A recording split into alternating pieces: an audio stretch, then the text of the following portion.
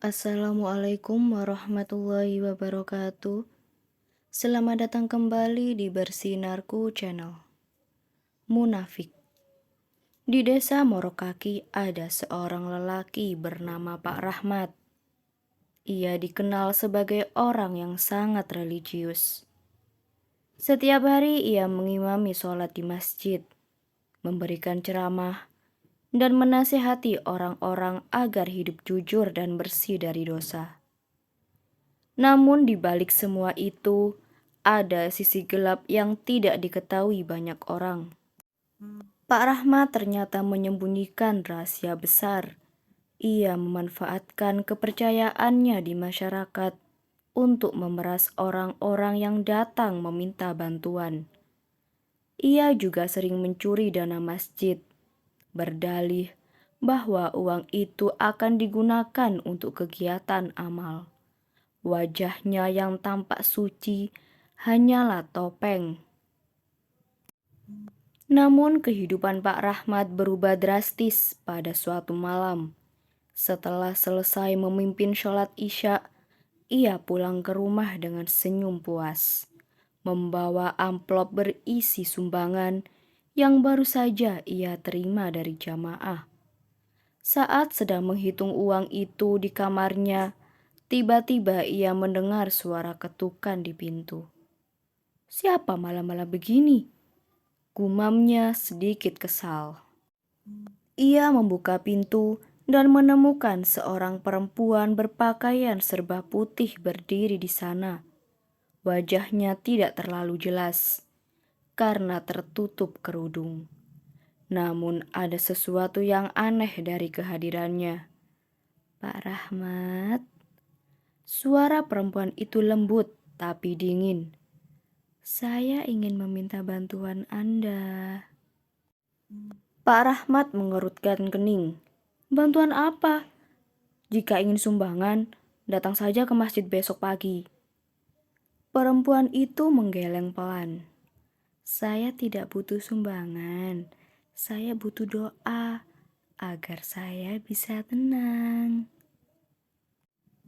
Sebelum Pak Rahmat bisa menjawab, perempuan itu melangkah masuk tanpa diundang. Suasana di dalam rumah tiba-tiba menjadi tak karuan. Lampu mendadak meremang. Pak Rahmat mulai merasa tidak nyaman. "Siapa kamu sebenarnya?" tanyanya dengan nada gemetar. Perempuan itu mendongak perlahan, memperlihatkan wajahnya yang hancur tak berbentuk dan penuh darah. Matanya hitam menyeluruh, seperti menatap ke dalam jiwa Pak Rahmat. "Aku adalah salah satu korban kebohonganmu," bisiknya. Pak Rahmat mundur ketakutan. Tiba-tiba suara rumahnya berubah.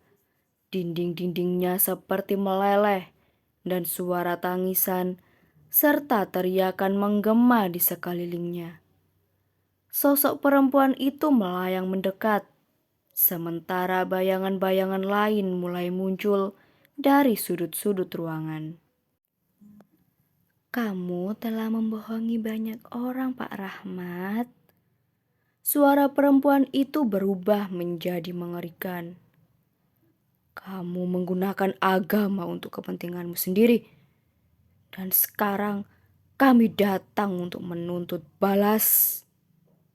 Pak Rahmat mencoba berlari, tapi setiap langkahnya hanya membawanya kembali ke ruangan yang sama. Sosok itu semakin mendekat, wajah mereka penuh dengan luka dan dendam.